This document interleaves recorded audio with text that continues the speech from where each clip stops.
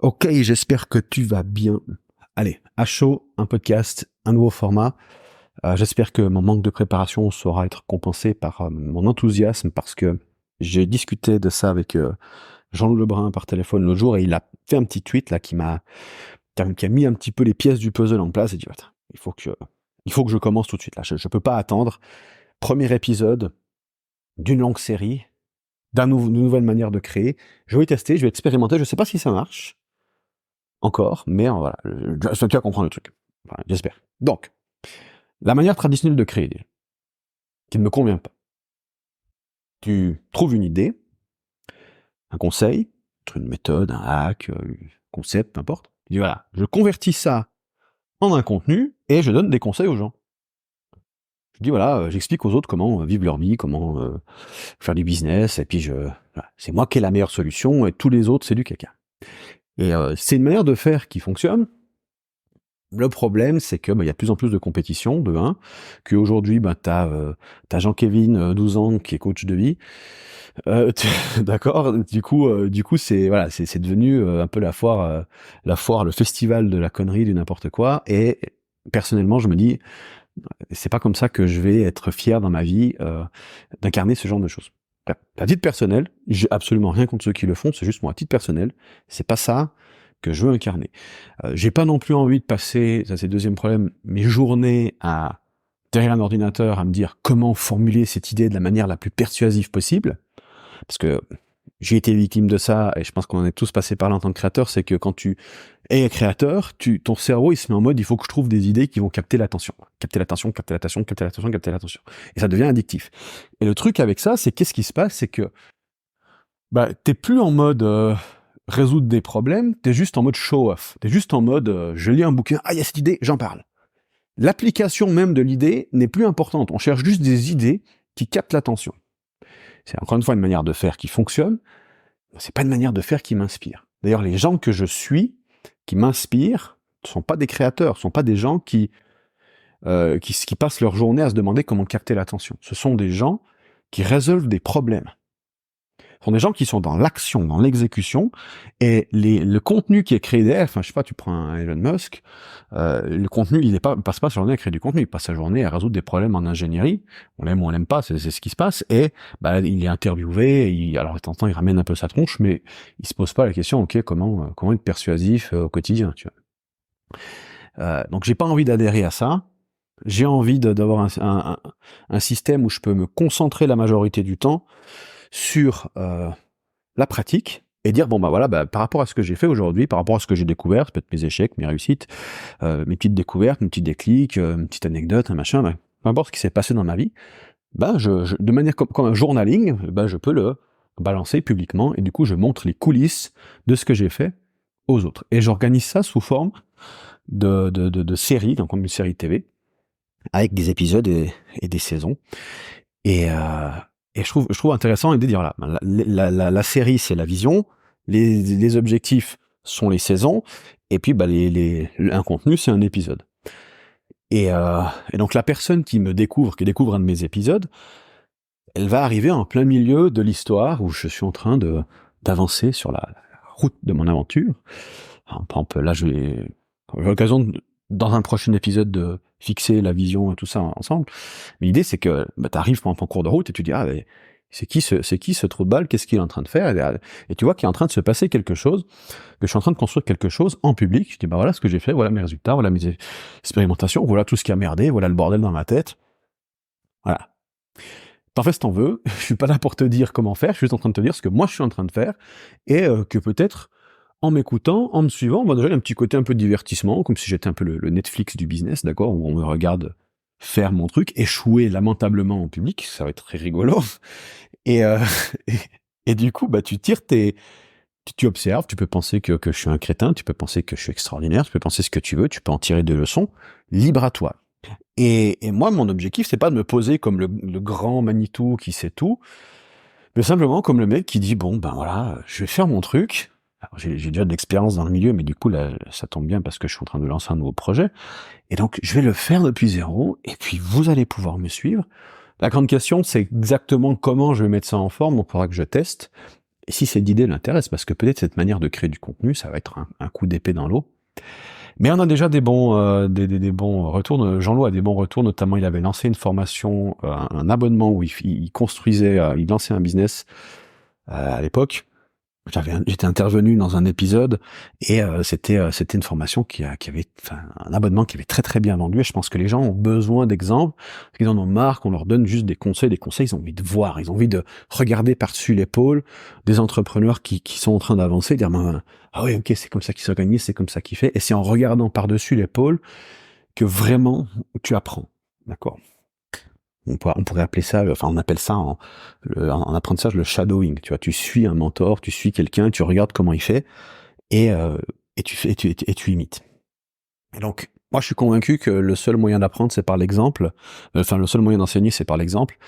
Que la manière de développer des connaissances, c'est en observant le monde, puis en réfléchissant sur ses observations, sur ses pratiques, et en disant, bon ben voilà, de ce que j'ai fait, pourquoi ça a fonctionné, on développe des modèles, et ces modèles, ensuite, on les réimplémente, et on regarde comment ça marche. Et donc, du coup, j'ai envie d'être cet exemple pour toi, et voilà. Et donc, du coup, j'ai pas, là, encore une fois, le format exact, mais ça va se construire au fur et à mesure. D'accord. Vu c'est ce qu'on appelle le build in public, donc construire en public. Tout l'intérêt de ce format, c'est qu'il est organique, c'est qu'il va évoluer avec le temps. Mais c'est comme une forme de petit journaling, voilà, comme si on était ensemble à une table, on buvait une bière, et puis je te parlais un petit peu de ce que j'ai fait. Et donc, je réfléchis à ça, donc, il y a des avantages, il y a 1, 2, 3, 4, 5, 6, 7, 8 avantages, 8 bénéfices de créer comme ça, que j'ai listé.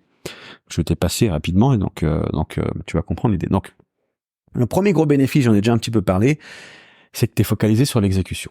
D'accord. Moi, j'aime pas être devant un écran à dire voilà, comment créer un contenu persuasif, ça m'intéresse pas. J'ai envie de me lever le matin et de dire voilà, j'ai ce problème à résoudre, je résous ce problème, et dès que j'ai atteint l'objectif du jour, bah, je prends mon micro ou je prends mon petit journal et puis j'écris ce que j'ai fait ou j'explique ce que j'ai fait et je le fais en public. Comme ça, bah, les gens ils suivent le merdier et ils apprécient ou pas. Donc, créer en public, ça permet de se focaliser sur l'exécution au lieu de dire voilà, bah je trouve un conseil et je partage le conseil. Non, je parle de mon expérience et ça fait en même temps ça construit mon histoire. Donc il y aura un historique de ce projet depuis zéro.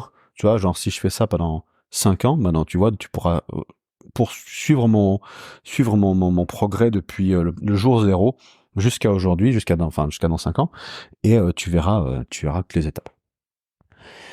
Attends, je vais même rajouter un bénéfice de plus, ça va être côté open loop, je t'en parle tout à l'heure. Donc le deuxième avantage, ça va être, donc bon, c'est rapide à créer, qui est lié avec l'exécution, donc comme tu passes plus de temps sur l'exécution que sur la création, c'est cool, tu vois. Le truc, c'est que t'es pas vraiment en compétition avec ceux qui sont en mode je passe mes journées à créer. Dans le sens où t'es sur un format qui nécessite d'être dans l'action. Et comme t'es dans l'action, t'as peu de temps pour la création. Mais l'avantage, c'est que ce que tu crées est vraiment centré autour de ta propre histoire, de ce que toi t'es en train de faire. Donc il y a personne d'autre qui peut parler de ce que t'es en train de parler. Tu vois l'avantage? Donc, ça, c'est super intéressant. Donc, c'est super rapide à créer. C'est facile à créer parce que tu passes pas 10 ans à réfléchir à un sujet. C'est non, voilà qu'est-ce que j'ai fait aujourd'hui. Tu vois, c'est frais dans ta tête.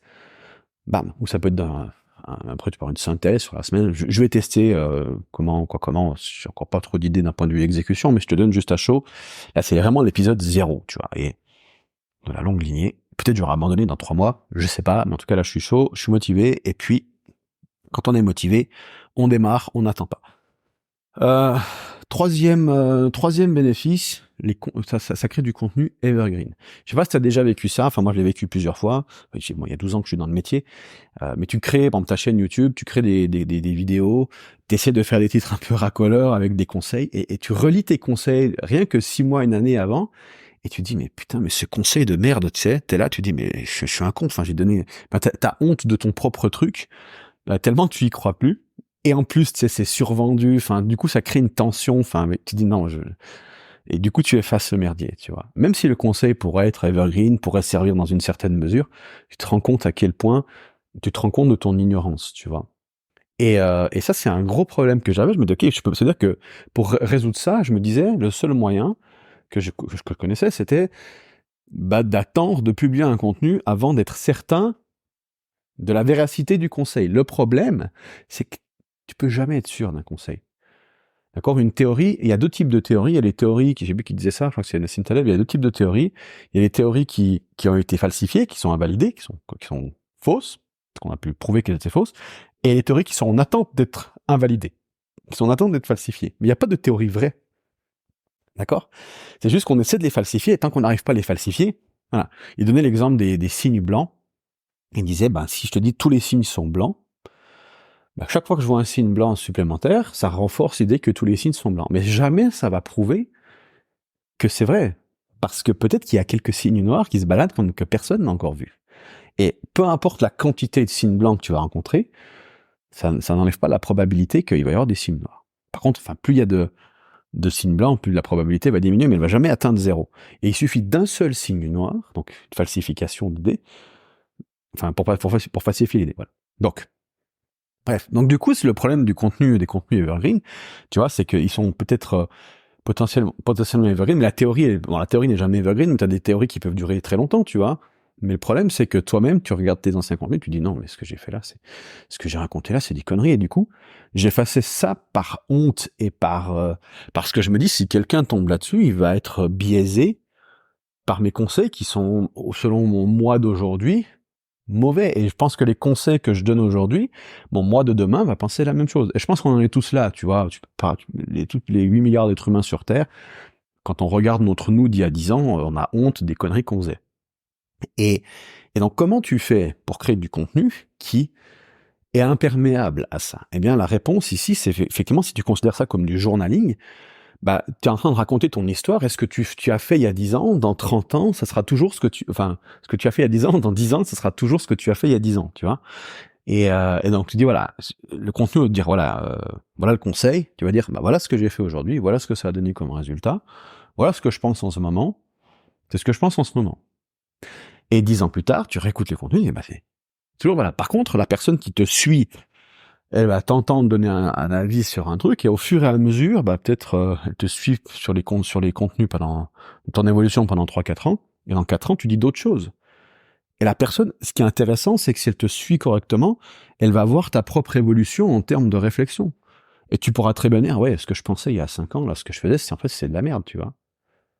Et ça donne, t'as une cohérence quand même sur la durée. Tu vois ce que je veux dire, vu que c'est une forme de journaling, et donc ça met en exergue, ça met en évidence la pensée, l'évolution de la pensée de l'entrepreneur. Voilà, donc j'ai dit focus sur l'exécution, rapide à exécuter, contenu evergreen. Donc le petit bénéfice bonus que j'ai calé ici, c'est ça crée des open loops, c'est-à-dire, mettons que tu penses à une série Netflix, mettons que tu arrives à l'épisode 12 de la saison 3, tu dis, qu'est-ce qui se passe? Il y a Jean Micheline qui a quitté Arturo, voilà. Qu'est-ce que c'est cette merde? Alors, pour comprendre ça, si tu dis cette série, elle a l'air bien, qu'est-ce que tu fais? Tu recommences de l'épisode 1. Donc, traduis en termes de création de contenu avec le créateur. Alors ça, c'est une hypothèse, je l'ai pas testé, je t'avoue. Donc, je suis en train juste de te dire ce que je pense. Tu crées un contenu avec, tu sais, genre, tu sais, un peu comme l'effet news, tu vois, t'es en train, je sais pas, il y a eu récemment, à l'époque, David Grusch qui parlait des extraterrestres au Congrès, donc du coup, tu suis un peu le truc, tu dis, c'est quoi ce délire? Et un peu comme l'effet news, t'as envie de savoir ce qui va se passer. Donc, on a un peu cet effet-là, donc on arrive chez le créateur, on voit qu'il est en train de construire quelque chose publiquement, on dit, putain, le mec, il est en train de mettre ça en place, c'est un truc de malade. Donc on a envie d'avoir l'histoire, donc qu'est-ce qu'on fait? On retourne à l'épisode 1, et on consomme tout depuis là, et juste pour rattraper le retard. Alors je pense que ça peut être intéressant de mettre ensuite en place quelques petits résumés pour aider les gens à rattraper l'histoire. Enfin, il faudra que je vois en termes tactiques comment je peux mettre ça en place. Mais ce qui est intéressant, là où je veux en venir, c'est que, tu vois, quand tu as un créateur, tu vas créer un contenu, la personne, elle tombe sur ton contenu, ça crée une open loop, ça crée une curiosité, dire attends, de quoi il est en train de parler? Du coup, je vais sur son profil, du coup, je vois en gros ce qu'il est en train d'accomplir, du coup, je commence à être happé dans l'histoire, et si je suis happé dans l'histoire, donc tu vois, l'histoire vraiment, c'est la vision, j'ai envie de connaître l'entier de l'histoire. Et donc, je vais binge-watcher depuis zéro comme je binge-watch une série Netflix. Donc là, on casse une règle qui est que le contenu est une unité qui se suffit à elle-même. Dans ce cas de figure, le contenu ne se suffit plus à lui-même. Un contenu seul va contenir des idées, des événements, Mais si celui qui consomme juste le contenu, ben il a besoin de plus de contexte pour mieux comprendre ce qui est en train de se passer. Alors, encore une fois, c'est une hypothèse parce que c'est à double tranchant dans le sens où si t'as quelqu'un qui arrive et qui comprend pas le délire, il risque juste de se barrer. Donc là, ça c'est un truc que je vais tester, voir comment je peux mettre ça en place pour trouver quand même, tu vois, genre accueillir les nouveaux membres, trouver un petit système pour que les nouveaux membres, les nouvelles personnes qui me découvrent, elles puissent quand même pas être trop larguées. Et si elles veulent se mettre à jour, eh ben elles peuvent. Je pense que une description de ce que je suis en train d'accomplir avec les étapes résumées, plus les épisodes pour ceux qui veulent suivre depuis le début les détails, à mon avis, c'est quelque chose du style que je vais faire. Bref. Voilà pour les open loops. Le bénéfice suivant, c'est la transparence. Donc là, on est sur quelque chose d'important, en tout cas pour moi. C'est qu'aujourd'hui, bah, comme je disais avant, il y a Jean-Kévin, 12 ans, coach de vie, qui t'explique comment réussir ta vie. Enfin, je veux dire, les gens en ont marre. Et ça, c'est aussi ce que disait Jean Loulou dans son tweet. Il disait, les gens en ont marre qu'on leur dise quoi faire. Et moi, je suis convaincu de ça. Moi, j'en ai marre. Enfin, je suis pas un donneur de leçons. Tu vois, j'aime pas arriver chez quelqu'un et dire, ben, fais comme ça. Je ne supporte pas les gens qui font ça avec moi et j'ai pas envie d'être quelqu'un que je ne supporte pas. D'accord? Donc, et tu ouvres Facebook, tu ouvres Instagram, tu ouvres YouTube, tu ouvres X, tu ouvres n'importe quelle plateforme et on te dit quoi faire. Voilà les 3 conseils qui vont te permettre de...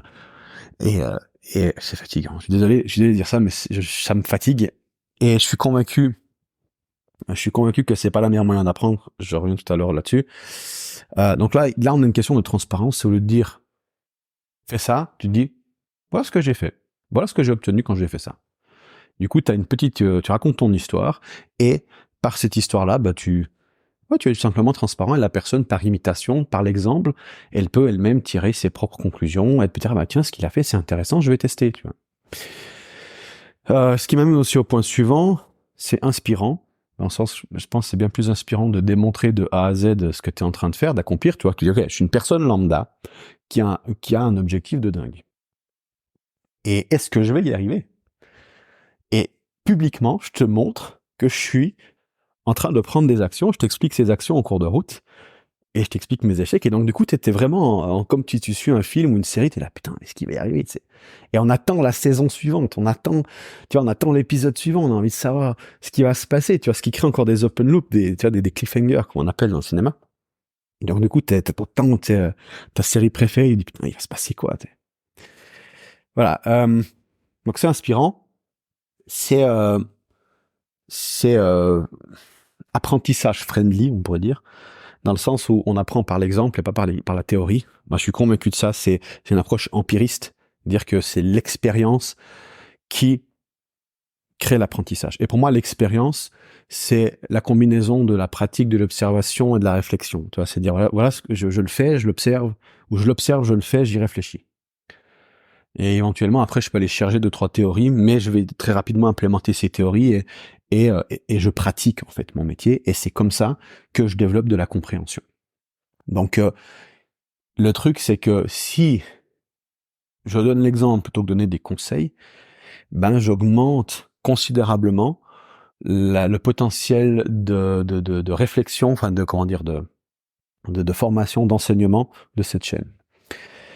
Voilà. Et ensuite, bénéfice suivant, c'est noob friendly. Donc, si tu n'es pas un expert, tu peux quand même commencer à créer du contenu en disant, ben, tu vois, tu pourrais dire, voilà, j'ai envie de devenir coach marketing, j'ai jamais vendu un seul euro sur Internet de toute ma vie, mais c'est ce que j'ai envie de faire, parce que ça m'intéresse.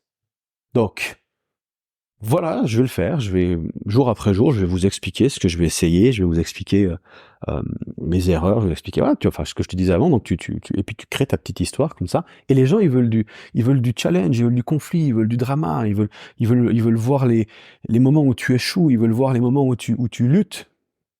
Ils veulent savoir, attends, est-ce qu'il va s'en sortir? Tu vois, plus tu sais, en storytelling, tu prends quelqu'un une personne plus ou moins normale qui a certains peut-être attributs, mais à qui on peut s'identifier, et tu l'amènes dans une situation qui est incroyablement plus grande qu'elle, tu vois, et au fur et à mesure où elle s'enfonce dans cette situation, il y a des complications qui arrivent. Et il y a une complication, puis une deuxième, puis une troisième, puis tu dis, mais putain, il y a un moment donné, là, il a plus le choix. Il passe un moment dans l'histoire, c'est marche ou crève, tu vois. Et le fait d'avoir, c'est un peu une sorte de David contre Goliath, tu vois, c'est Goliath, c'est l'objectif, et David, c'est toi. Et donc, il y a c'est ce contraste qui fait que, attends, moi je peux m'identifier à David. Et j'ai envie de, tu vois, je vois Goliath, et j'ai envie de ce qu'il est en train de faire, j'ai envie de le faire aussi. Et lui, il le fait, il me donne l'exemple, et donc si lui peut le faire, je peux le faire. Tu vois, cette idée-là, donc je trouve ça super intéressant, parce que si t'as jamais fait 1 euro sur Internet, tu vois, enfin, je veux dire, ceux qui n'ont jamais eu d'expérience, qui n'ont pas l'expérience, qui n'ont pas les résultats, qui te donnent des conseils sur Internet, ça te flingue ta réputation. Mais attends, lui, il est là, il me raconte son truc, il m'explique comment faire 10 000 balles par mois, alors que tu vois la gueule de sa page de devant, tu dis non, mais le mec, il a aucune idée en marketing, il a aucune expérience, aucune référence, il a rien, il a pas de témoignage client, et il me dit qu'il va m'aider à faire ça, alors que lui-même, j'ai absolument aucune preuve, et je doute plus que tout que lui-même il l'ait faite, tu vois. Et donc du coup, ça c'est, je pense, 90% des créateurs, 90% des créateurs, et je déconseille d'être dans cet état-là. Et même si c'est des résultats, tu as tendance à vouloir gonfler les résultats, parce qu'il y a cette course aux chiffres qui peut montrer les plus gros chiffres, et donc, tu vois, voilà. Mais je pense vraiment que l'admiration, on génère pas de l'admiration en disant les choses. On génère de l'admiration en faisant les choses. Le respect, tu l'obtiens de la part des gens. C'est quand on dit, c'est un peu cliché, mais quand tes actes dépassent tes paroles. Et là, on a un format qui permet vraiment de créer ça. Voilà. Et enfin, le dernier bénéfice, c'est que c'est un format qui est unique pour l'instant, où j'ai vu très très peu de monde faire ça. Le truc, c'est que c'est plus facile de passer son temps à rédiger des contenus et donner des conseils qu'on suit nous-mêmes pas, que de se mettre en action, de faire les choses, et puis après voilà. Et il y en a aussi pas forcément l'exemple de personnes qui ont fait ça. Mais moi, les gens que je respecte le plus ont tous suivi ce schéma. Alors, beaucoup ont suivi le schéma. D'abord, ils ont pratiqué, et ensuite, ils ont commencé à en parler en fin de leur carrière. D'autres le font en cours de route. Moi, mon idée, c'est de le faire en cours de route, c'est à dire, voilà les problèmes que je résous. Et puis le truc qui est intéressant, c'est quand on t'a vu résoudre un problème publiquement en partant de zéro, il y a une confiance, il y a une relation qui s'est installée, une relation de confiance qui s'est installée avec ton audience, que quand tu dis, c'est bon, là, j'ai fait le truc, j'ai obtenu le résultat, j'ai packagé la méthode complète que vous m'avez vu construire, je la mets là, pour ceux que ça intéresse. Tu vois l'impact que ça a en termes de crédibilité, et donc le truc, c'est que pourquoi la plupart des gens ne feront pas ça? Et je pense que c'est un bénéfice, encore un autre bénéfice, c'est que la perception, tu vois, en avouant où tu es vraiment et le temps que ça va prendre à construire, c'est trop long pour la plupart des gens. C'est pas un raccourci. Parce que des gens, si je leur dis que j'ai jamais fait 1 euro sur Internet et que je dois construire pendant 10 ans mon truc, je peux pas commencer à vendre demain. Moi, je veux un système qui me permette de quitter mon boulot dans la semaine, tu vois. Et le problème aujourd'hui sur le web, c'est qu'on t'a fait croire que en 3 mois, tu pouvais devenir entrepreneur. Il y en a qui arrivent, c'est très rare. Moi, il m'a fallu, j'ai commencé en 2011. J'ai vraiment commencé à gagner ma vie en 2016. D'accord? Donc, tu dis, les premiers lancements que je faisais en 2011, c'était une autre époque. Je faisais 500, 1000, 1500 balles de lancement. Je faisais pas un lancement par semaine, je faisais un lancement tous les 2 mois. Donc, je vis en Suisse où le salaire, enfin, je veux dire, si t'as pas 5000 balles par mois, t'es limite à la rue. Donc voilà, tu vois, tu vois le truc. Et donc, je pense que cette approche, elle est imperméable parce que, enfin, il y a peu de monde qui vont l'appliquer parce qu'elle demande de prendre des actions et de la patience. Moi, je suis vraiment un fan de tout ce qui réclame de la patience. Construire une marque, ça réclame de la patience. Lire un livre, ça réclame de la patience. Construire ce genre de following en montrant l'exemple, ça demande de la patience. Il y a aussi ce qui demande, tu vois, c'est tout ce qui demande du courage aussi finalement. Alors, il y a certains risques que tu dois prendre, certaines actions que tu dois prendre qui demandent du courage.